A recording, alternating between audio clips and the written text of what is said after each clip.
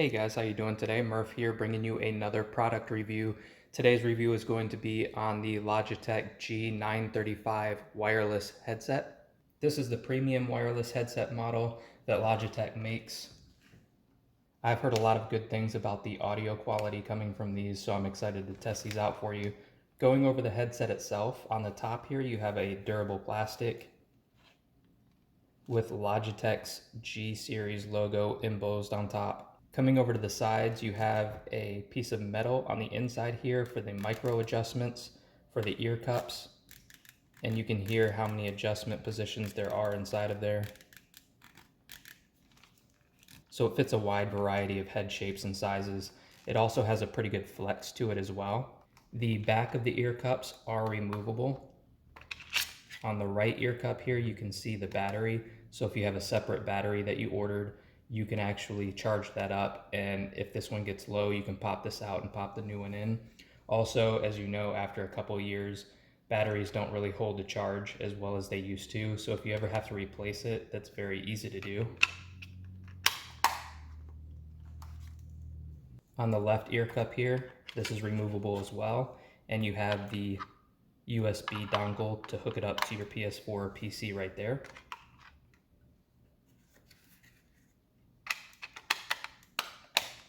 You do have RGB on the side of the ear cups as well as on the back. Your microphone is located inside the left ear cup. You just flip it down like that to activate it, and then you can flip it up to mute. All of your controls are on the left ear cup here. You can see the power switch at the top, and then you've got 3 different buttons that you can actually preset in the software, which I'll show you how to do in a moment. So all of these 3 right here can be preset to whatever function you need them to. You've also got a separate mic mute button here on the bottom, and then a volume scroll wheel. On the bottom of the left ear cup, you have a 3.5mm headphone jack in case you want to feed separate audio from like a phone or something like that into here. And you have a micro USB port, which is going to be how you're going to charge the headset, as well as connect it via a USB cable to your PC. You have a good amount of padding on the top here. Feels like almost a memory foam type material covered up by faux leather. And you have the same material for the ear cups as well. The ear cups themselves are not removable. And on the inside, you have kind of a mesh material just to kind of protect the speaker plates back here. The ear cups are pretty comfortable and they're relatively deep, so you shouldn't have an issue with your ear coming into contact with the inside here. Now we'll move over to the PC so that we can do a mic test and go over the software as well. Alright guys, now for the Logitech G935. Talking about the mic, the audio quality, as well as the Logitech software, which they call Logitech G Hub.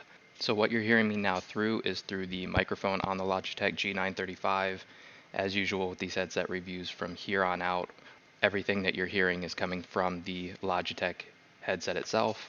I don't apply any post-processing to these reviews so that you can hear the raw audio quality from the microphone on the headset. In fact, let's start off with the microphone. As you can probably hear, frankly, this microphone is not very good. That's one area I feel Logitech could always improve on. Their microphone quality on their headsets are often not very good, and this is no exception. It is only a $130 headset, and this is the premium offering from Logitech. So for $130, maybe the microphone quality isn't that bad. Let's put it in perspective. It's going to be competing against mostly headsets, closer to $200 or $300. But still, you've really got to do better with the microphone quality on these premium wireless headsets. It sounds very tinny, very airy, almost like I'm speaking into like a tin can or something. So if all you're using this headset for is communicating with your friends online, it might not be that bad. But if you're planning on making YouTube videos, streaming, or if you just want the best microphone quality so that people can understand you clearly, then you might want to look at a different headset. But microphone quality aside, the headset itself actually sounds really good, especially for $130. This is one of the cheaper wireless headsets you're going to find, and it's actually really, really good. It's got really strong bass on the low end. It's got clear mids. It could have a little bit more of a crisp high end, but it's really not bad. The low end more than makes up for it. There's a lot of bass coming from this headset. As far as the specifications, it's got 50 millimeter drivers, which is pretty typical, if not a little bit larger than average for a gaming headset. But in 2020, it's what you want, at least 40, but preferably 50 millimeter drivers. The frequency response is 20 hertz to 20 kilohertz, which again is nothing special. That's pretty standard for a gaming headset. It doesn't really have the best sound stage, not that it should. It is a closed back headset and it does have very thick leather ear pads. So it's got pretty average sound stage for a closed back headset as far as I'm concerned. It's pretty comfortable. The padding is more than ample on this headset. The ear cups are deep so your ears don't rub against the inside of the speaker plates. The only thing I would say is there's almost no airflow through these ear cups. So after about 30 to 45 minutes, I do notice my ears getting pretty hot. I'll have to take off the headset for 30, 60 seconds, something like that, just to let my ears breathe a little bit and then put it back on. It does get a little hot. And the clamping force is a little tight. I think maybe with some extended wear it'll loosen up a little bit, but the clamping force is just a little bit tighter than I'm used to, kind of pressing on those pressure points right above the ear, kind of towards the jawline there. So overall, it's a pretty comfortable headset, but you might find yourself having to remove it every 30 minutes or so for a minute or two just to kind of let your ears breathe and adjust a little bit. Moving into the Logitech software, it's pretty easy to set up. It's just a little dongle that you plug in and it immediately sets up. You'll have to download the Logitech G Hub software, and once you boot it up, this is what you're presented with. So right here on the left hand side you have Light Sync. This is where you're going to adjust the speed and the brightness of your LEDs on the headset for not only the band on the back here, but also for the G logo. You can adjust these separately if you'd like to turn one off or keep one a solid color and have the other one kind of cycle. One thing that's really cool about the Light Sync on the Logitech software is if you have other Logitech components or accessories, you can actually sync them up. So for example, if you have a Logitech mouse, a Logitech keyboard, and a Logitech headset, you can actually sync them all up to kind of change colors in unison, which is a pretty cool feature.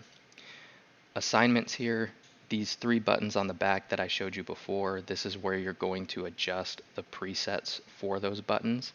Almost anything that can be adjusted on the headset can be put as one of these preset buttons. You can make G1 a mute button, you can increase your side tone with it, you can even adjust your bass and your treble and stuff like that. So if you want to adjust frequencies on the fly, I don't know why you need or want to have to do that, but it's there if you need it. Over here you have acoustics. This is where you're going to adjust mainly your microphone quality. This is side tone here. I prefer to leave it up. The side tone on this headset, even all the way up, is not overpowering or anything. So you can probably, if you like side tone, I would just throw it all the way up. If not, you can turn it off. Mic, I would recommend leaving this all the way up as well, mainly because the mic already, even at max volume, isn't terribly loud. But if you like a little bit of a quieter mic, you can turn that down. I do like that they have noise removal on this headset. That's something that I'm not seeing in a lot of wireless headsets right now, is the removal of background noise. So this just helps to block out just a little bit of the background noise that's coming through your microphone. This is also where you would enable surround sound. I leave this off because I prefer on a gaming headset to just leave everything default stereo, but if you'd like to turn that on, that's where you can do that as well. And then of course you have your equalizer settings. It's on default right now, which I found is actually pretty good. But if you prefer to come in here, you can adjust your own EQ. You can come in here and just kind of adjust the bass or the treble, or you can enable advanced EQ and adjust your own. Because actually, if you come in here and you go to like cinematic, you can't actually adjust these. You can't fine tune anything. So in order to do that, you would have to create your own EQ, enable the advanced settings, and then you can adjust it from there. And it does have a lot of variables that you can adjust here just to kind of fine tune those sound settings. The sound honestly out of this headset is pretty good. I really have no complaints about the audio quality, especially out of a $130 headset. And the headset gets pretty loud as well. So if you're one of those people that likes a lot of volume coming out of your headset, this is one you should check out.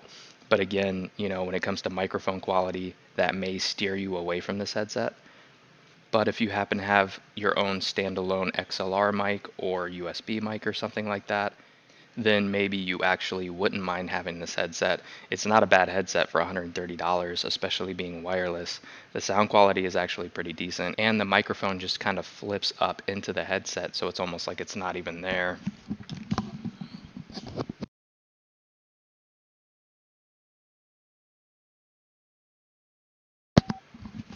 So if you wanted to use a separate microphone and you're looking for a cheap but good wireless headset, I would actually recommend this headset for you.